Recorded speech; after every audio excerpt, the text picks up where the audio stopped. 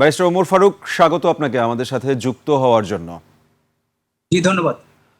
গাজী নজরুল ইসলামের সংসদ সদস্য পদ বাতিলের পরবর্তী আইনগত প্রক্রিয়া আসলে কি হতে পারে, এই ব্যাপারে আপনার কাছে জানতে চাচ্ছি। ধন্যবাদ আপনাকে।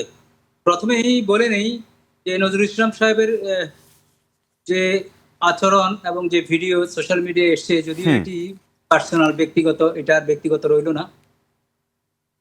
এবং সেখানে আমরা সংবাদ পেয়েছি যে কম্পেল করেছে তরুণীকে, চাকরির প্রলোভনের অনেক বিষয় এসছে।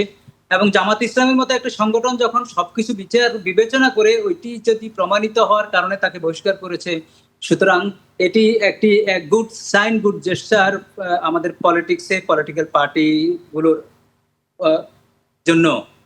প্রথমে বলে নিয়ে আপনার প্রশ্নের উত্তরে, ওনার সংসদ সদস্যপদ থাকবে না। কারণ সংসদ সদস্যপদ থাকতে হলে আর্টিকেল 70 অনুযায়ী যেই দলের থেকে নির্বাচিত হয়েছেন সেই দলের সাথে সম্পৃক্ততা নির্ভর করে। যেমন অব্যাহতি হলে বা রিজাইন করলে ওই দলের সাথে সম্পৃক্ততা নেই, ঠিক তেমনি ভাবে হয়তো রেজিগনেশনের কথা স্পেসিফিক না থাকলেও বহিষ্কারের কথা ওনাকে যখন এক্সপেল করেছে সুনির্দিষ্ট অভিযোগের ভিত্তিতে, সুতরাং একই কথা, উনি আর ওই দলের সদস্য নেই এবং ওই দল হার্শ সিদ্ধান্ত নিতে যাচ্ছে। তারা নির্বাচন কমিশনকে নোটিফাই করবে, স্পিকারকেও করবে। তাহলে পরবর্তী প্রক্রিয়াটা কি হতে পারে? পরবর্তী প্রক্রিয়া স্পিকার নোটিফাই হবে, আইদার স্পিকারের কাছ থেকে নির্বাচন কমিশনে যাবে, এরাও নির্বাচন কমিশনে দেবে। সুতরাং সেই ক্ষেত্রে তো অবশ্যই তখন তার পোস্টটা ভ্যাকেন্ট ডিক্লেয়ার হবে। যদিও যদিও বাংলাদেশে রাঙ্গা নামক একজন এমপি ছিল জাতীয় পার্টির, তাকে বহিষ্কার করার পরে তার পদ ছিল, যেহেতু ওইটা বন্দোবস্তের মাধ্যমে রাখা হয়েছে, কিন্তু লতিফ সিদ্দিকী উনি লাস্ট পর্যন্ত বহিষ্কারের পরে রিজাইন করতে হয়েছে, পার্লামেন্ট থেকে ওনার সদস্যপদ চলে গিয়েছে।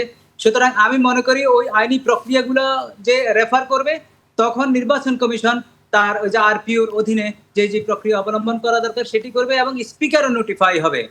তো সুতরাং আমার মনে হয় এটি বেশি প্রলম্বিত হবে না, বেশি লিঙ্গার হবে না, যেহেতু একটি রাজনৈতিক দল তাকে বহিষ্কার করেছে।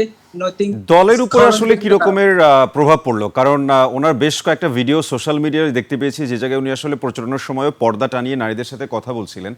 সো এই ক্ষেত্রে আসলে মানুষের বিশ্বস্ততার জায়গায় জামায়াত আসলে কতটুকু থাকতে পারে, বা এটা প্রভাব এখন কতটুকু ফেলতে পারে?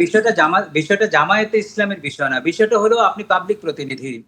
আপনি আপনি যেভাবে এসছে সেভাবে তো কম্পেল করে আনা হয়েছে এরকম মনে হচ্ছে। তো সুতরাং আর যেহেতু ট্রায়ালের বিষয়, অভিযোগকারী এখনো কেউ নেই, বুঝতে হবে আমরা শুধু একদিকে এক পেশে আলোচনা করলে হবে না। ওনার বিরুদ্ধে অভিযোগকারী এখন পর্যন্ত কেউ নেই। জি। থার্ড পার্টি ওনার ভিডিওটা সোশ্যাল মিডিয়াতে ছেড়েছে, ওনার পার্সোনাল প্রাইভেট লাইফের। এগুলো ট্রায়ালের বিষয়। যে 66 সংবিধানে নৈতিক খলনের কথা বলা আছে, সেটি ট্রায়ালে প্রমাণিত হওয়ার পরে যদি অনন্য 2 বছরের সাজা দেন, ওনার সদস্যপদ 66 এর আলোকে যাবে। তো সুতরাং এই ক্ষেত্রে যদি উনি ওই মেয়ের সাথে কিছু করেও থাকে, যেটি জি। আমরা দেখেছি, তার সর্বোচ্চ শাস্তি কিন্তু 1 বছর। সেই ক্ষেত্রে আমরা যেতে পারবো না, 66 ওনাকে অ্যাট্রাক্ট করবে না।